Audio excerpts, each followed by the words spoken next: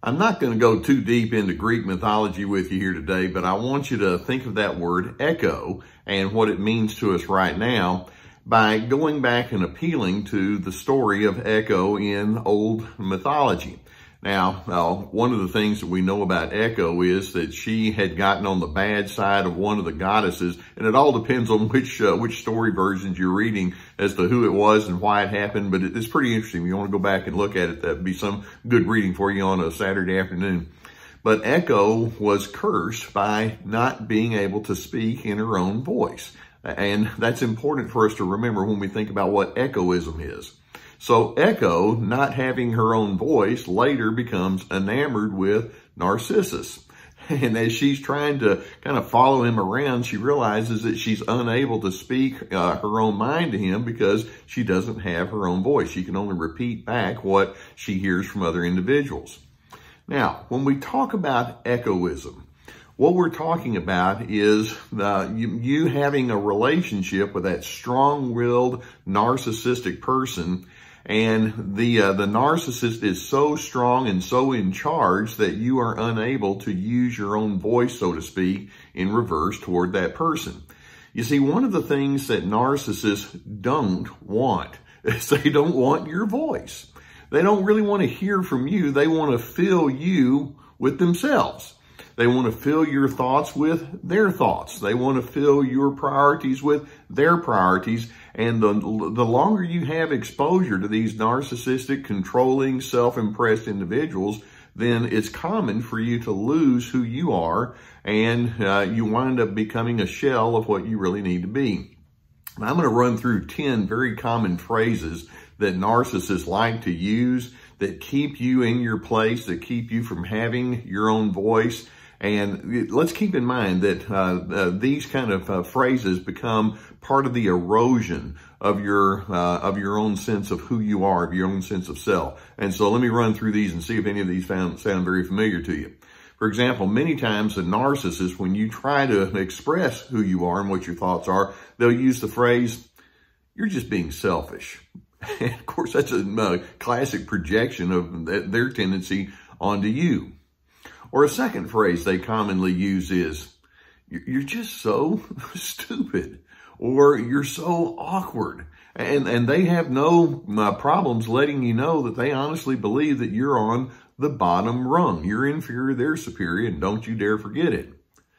A third phrase they often use that causes you to eventually lose your voice is, "You don't know what you're talking about." If you attempt to express yourself or recall an event or talk about something that's important, they'll just kind of go into this revisionist history. It's like, "No, you got that wrong. You don't know what you're talking about." And you hear that often enough and you begin questioning yourself. Or a fourth statement that narcissists can make that cause you to lose your voice is they'll say, "You realize people just don't like you."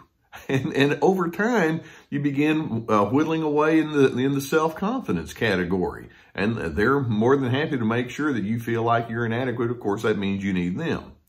Or a fifth common phrase that narcissists might use is, "You were just an oops child," or "You were a mistake," or "There's just something fundamentally defective about you." In other words, they just want to let you know down at the core of your being that you're defective. You're wrong. You shouldn't even be here on this earth. You ought to be lucky to have me around.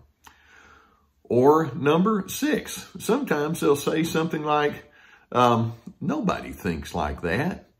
As you try to explain what your thoughts and your interpretations are, it's like, "Oh, nobody thinks like that. Why would you go in that direction?"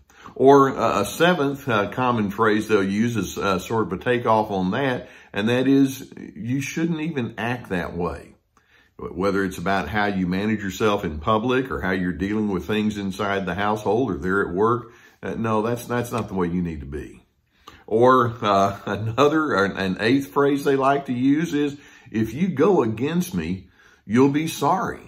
And the implication is, go ahead and say what you need to say, but first of all, it's going to be wrong. Second, you're going to be punished. Do you really want to go that path? Yeah, I didn't think so. Or a ninth phrase that they often use is, "Nobody's going to believe you."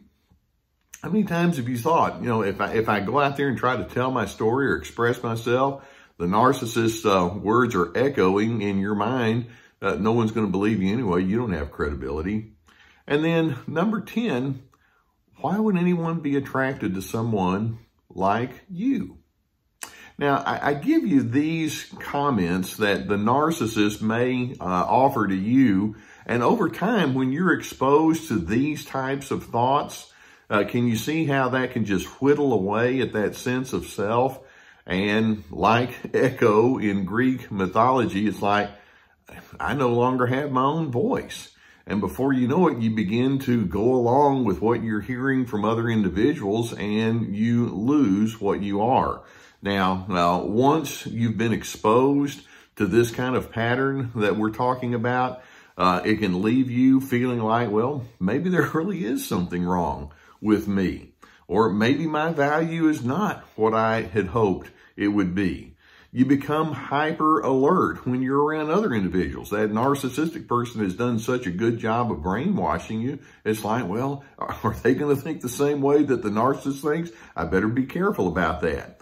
You then become prone towards anxiety or depression, or you can have pent-up anger on the inside. You want to communicate, and yet assertiveness can feel unnatural. And then the longer you have this kind of exposure, you just assume rejection's right around the corner. That's what I've been trained to think. Now, sometimes you grow up with a narcissistic parent or authorities who train you to think like this, and you lose your voice, or you're living with someone in your adult years or working with someone. And I'm hoping that you can think, wait a minute, wait just a minute. These narcissists have their own self-serving needs that they're trying to maintain by putting you down. And when they come up with all of these kind of comments about how lousy you are, hang on a second. This is more about them than it is about me. And so I'm hoping you can learn to reorient yourself to a different type of truth. Let's see what that would be. I'm going to give you a few thoughts about how you can reorient your thoughts when that narcissist wants to shut down your voice. The first thing you want to reorient your mind with is you want to remind yourself self-preservation does not equal selfishness. You see, the narcissist doesn't want you to stand in self-preservation. They'll just say you're being selfish. And it's like, you know what? No. Self-preservation is a good thing, and I'm going to do that. Likewise, esteeming yourself does not equal egotism. They want you to think, oh, so you think you're okay, huh? And it's okay to say, well, yes, as a matter of fact, I do. And that's not egotistical. Now, the way they do it is egotistical because they hold themselves up at someone else's expense. But simply esteeming yourself is an appropriate thing. Lean into it. Or another thought, and that is having needs does not equal ineptitude. You know, the narcissist can say, oh, you're so needy and you have all these needs that you're trying to make everybody meet. What's wrong with you? And it's like, well, I do have needs. I need cooperation. I need affirmation. I need to have some form of goodness and decency in my life. No particular apology for that. And it doesn't mean that I'm an inept person because I have needs. I can manage myself, and it'd be nice if you'd cooperate. If not, I can go somewhere else. But that doesn't mean that you're a wrong person. Or another thought, and that is feeling hurt does not equal wimpiness. The narcissist who's trying to take away your voice wants you to think, oh, you're so hurt, and you always take offense, boo-hoo, and that they can be really sarcastic and condescension, like you're a wimpy person, you're a nobody. Not true. Now, sometimes when you feel hurt, it's because they've hurt you, and it's okay to say that. Or wanting a new approach to life. Another thought, wanting a new approach to life doesn't mean that you're a rebellious person. Sometimes maybe you need to rebel. But wanting a new approach to life is your way of saying this doesn't work for me, and I'm willing to step outside the fence that you've built around me and go out there and be on my own. And then another reorientation that I hope that you can maintain is being different. If I'm different, doesn't mean that I'm wrong. It just means I'm not the same as you. You see, the narcissist wants you to stay inside their well-constructed ideas of what life is supposed to be. They're trying to fit you into their mold, and the best way in their mind that they can do that is to take your voice away from you.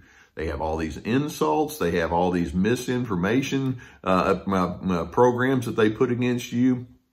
Let's not buy into that. I'm hoping that you can orient yourself in some really healthy truth. And in doing so, you're not going to buy into the discounting message that the narcissist is trying to convince you of. See, let's keep in mind, if somebody feels the need to take away your voice and to squelch you and to make you think that you're just not an okay person, that person's a bully. And their forceful conduct is really a cover for their own weakness and hidden feelings of ineptitude. It's important for you to understand that. They're projecting their own garbage onto you. They're trying to solve their inner psychic strain and tension by putting you beneath them.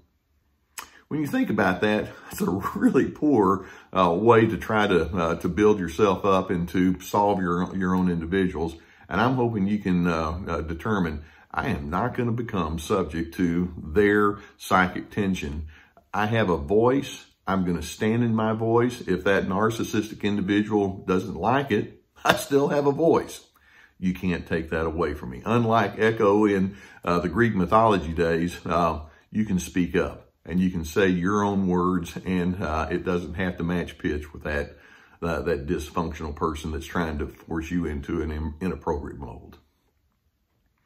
Now, I do hope that videos such as this give you something to think about. If you've not already done so, I would encourage you to subscribe. And we also have a link below that would take you to our email list. And I would encourage you to sign up for that so we can keep you apprised of things that are coming along.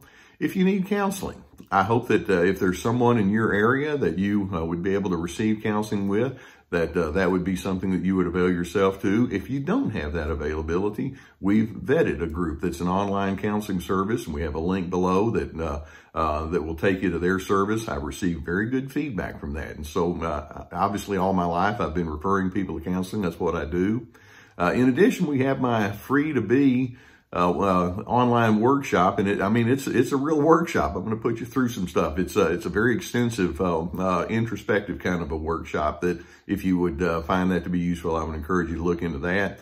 In addition, we have a link down below to our library that'll take you to our books and other resources that would be there. Echoism implies that you don't have a voice. Let's eliminate that. I want you to have a voice. You are meant to be who you are, and you need to lean into that. You don't need to filter your life through everybody else. It's okay to receive input, but ultimately decide who you're going to be and live into it. And in doing so, I'm hoping it can take you to a place of steadiness, contentment, and peace.